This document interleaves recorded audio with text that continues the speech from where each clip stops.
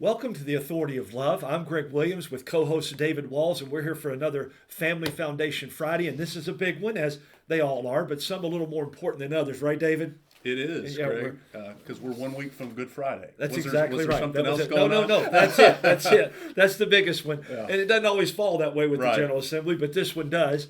And we know that there's a lot going on. 5 days until the veto period, counting today, Yeah. when this is airing. And also, David, we know that there's a budget thing going on this year, and that always takes priority. Yeah, they got to pass the budget. That's right, and they're working on that. Yeah. But our prayer is that they, and it sounds like it's a good one overall from what little bit I've read and heard.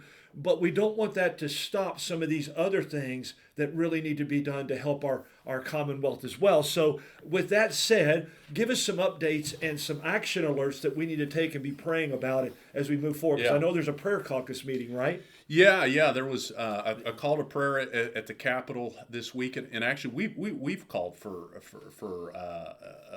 prayer. Look, as you said, time's running out. We're in the final days of the session, essentially.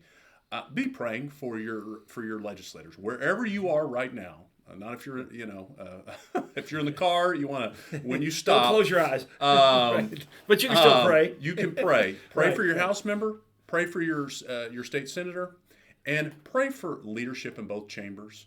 Because look, leadership has tremendous responsibility and really control over what happens, especially in these final days when it's hectic and there's a lot of decisions about what's going to move, what's not going to move. Really, the leadership in both chambers. So I'm talking about President Stivers in the Senate and his leadership team, and in the House, the Speaker, David Osborne, his leadership team. Yes. They really are the ones in the positions of authority to make decisions on what's going to get voted on and what's not going to get voted on. And we know from 2 Timothy, we're called to pray and intercede for those that are in authority. Do that today. Yeah. If David, you would. remind you're talking about something here. Remind our listeners what happened last year in the 11th hour with the prayer in SB 150, right? Right. Yeah. I mean, several of the priority important pro-family bills that were being worked on all session long didn't come together till the very last hour before the veto period last session. So we're praying that some important bills that we're just about to talk about that there's still time to move.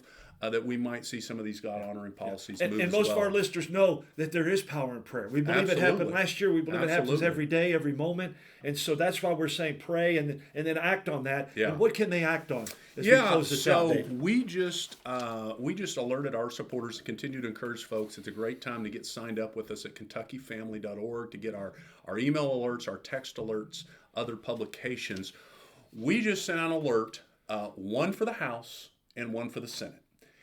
And really there's a number of good bills, but we really keyed in on 3 bills in the House that we think should be voted on, and 3 key bills in the Senate, or issues in the Senate that need to be voted on. Continue to be thankful for the progress that has been made. Last week, they did pass the school choice constitutional amendment, so that has cleared both chambers with a constitutional majority. That means that issue, the opportunity for Kentuckians to get out and vote for more educational choices for parents. That'll be on the ballot in November. We'll talk a lot more about that as we develop. But other issues that are still up in the air, so to speak. One is Senate Bill 147. That's the bill to protect children from adult-oriented businesses and sexualized performances.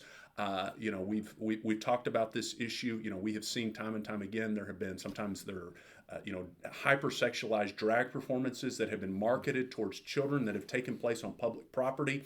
This would help provide protections against that in other ways across the state. Yeah. That bill, I was able to actually testify on it in the House committee like I did in the Senate committee this week. It is now eligible to be voted on in the House, and it would simply just need to be voted on by the House. The Senate could just concur with a couple of changes that can be made. And it looks like it's heading that direction. And I'm feeling now, optimistic. Senator Tishner has done a great job, and we're expecting that our good friend Representative Nancy Tate will be the one carrying that bill on the House floor, Lord willing, very soon.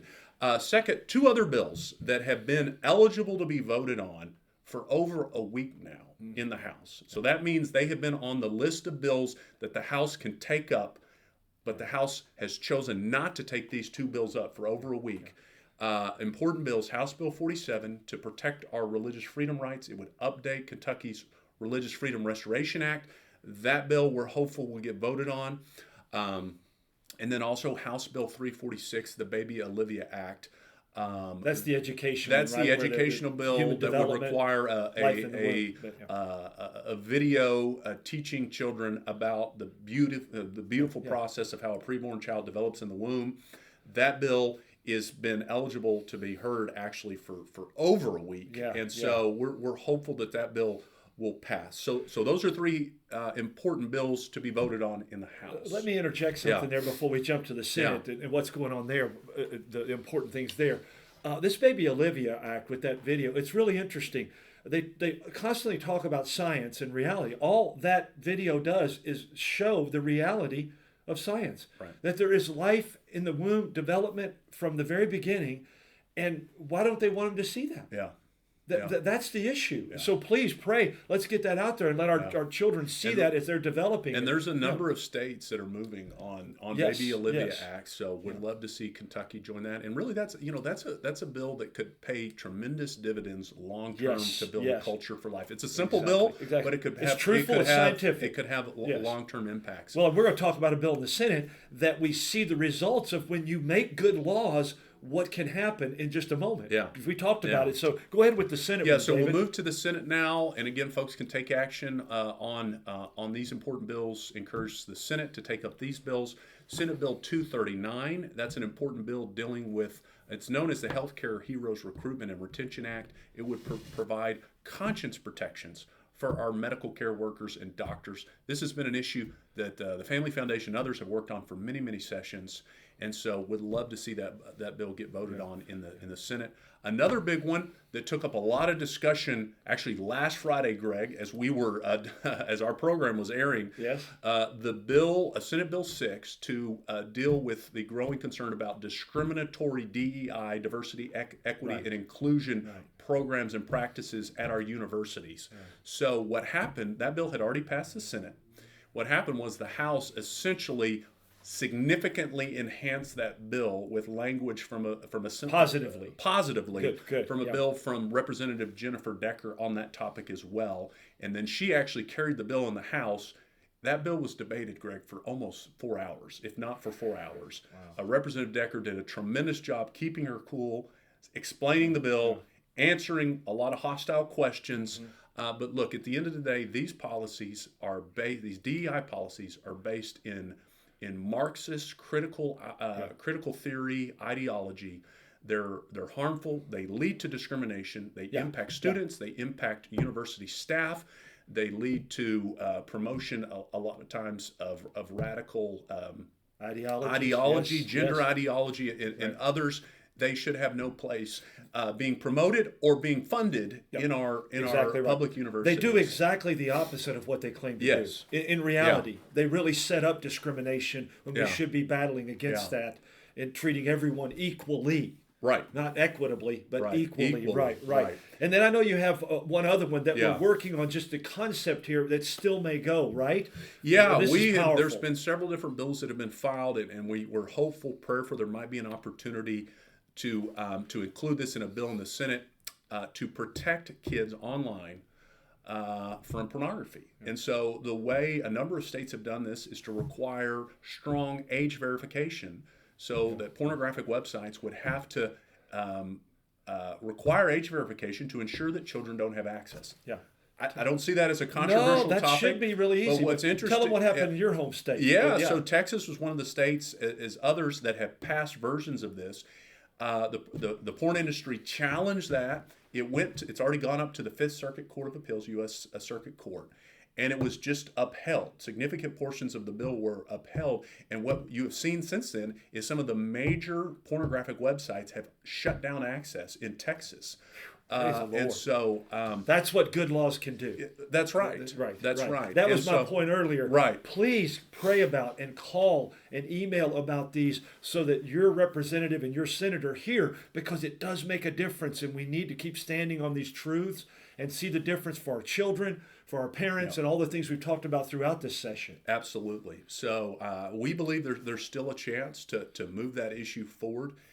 here in the Commonwealth, and would love to have Kentucky take an important step.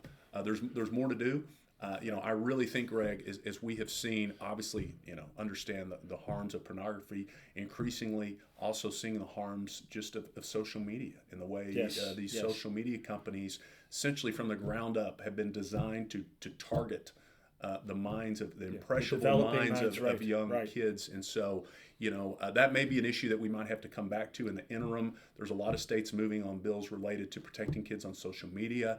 We think fundamentally there needs to be age verification on social media as well, and you need to put parents in the driver's seat. Yes. And say, if a child is going to create a social media account, they need to have parental consent on that. I mean, just think of all the other things that we require parents to sign off on, or to protect children. Yeah.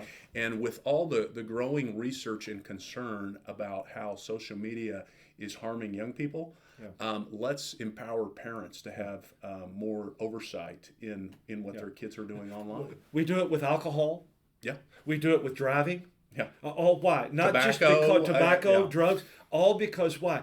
Not only just to protect the children, to protect others. Right. You got a child in a car that doesn't know how to drive, you endanger others. Yeah. And the principle is the same. Yeah. Don't just give them carte blanche what they think they want. They're given to parents to help protect and to help develop those impressionable, as you said, minds, so that they can grow well and wisely. And unfortunately, David, I've been in this for a long time. Yeah. When we were doing the sexual risk avoidance, which a lot of this falls under, interestingly enough, the other side, many of them really fell for Kinsey's junk science and the modern day sex education, saying, no, this is really good for kids to develop this way. Right. But we see the results of it over and over again.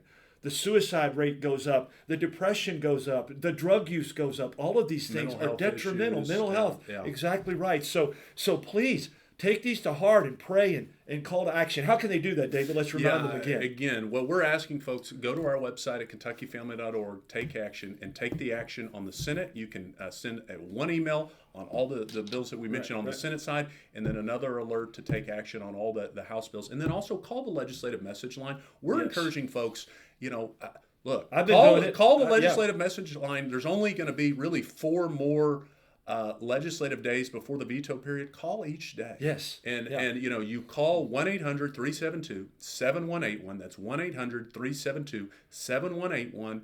You'll give your address. They will make sure you know who your House and Senate member, and then you just simply leave a simple message encouraging your House and Senate member to vote for the bills that we've talked about, and then ask for that message to be copied to leadership in both chambers as well. Because as we said, leadership is going to play an important role in what moves forward and what doesn't. I've been doing it. I'm going to continue to do it because I know it's important. And having been with the Family Foundation before, we hear, and you hear all the time, that those calls and those emails make a difference. Right. They walk in with what they, I think, call green slips and go, this is how many calls I got. Right. This is what's going on. And so they don't always like it, but they do respond to it. Understand? And that's what they're elected to do. So go to the site, kentuckyfamily.org. You can find out more about Love and Lordship at loveandlordship.com. Thank you for your prayers. You can give there. We need your support. It's all tax deductible. We thank you for that. We don't say that very much, but we thank you for that. Greatly appreciate it. Thanks for joining us. Thanks for your prayers. Thanks always to the Lord. Make it a great day, and God bless in the love and lordship of Christ. I'm Greg Williams with co-host David Walls, and you're listening to The Authority of Love.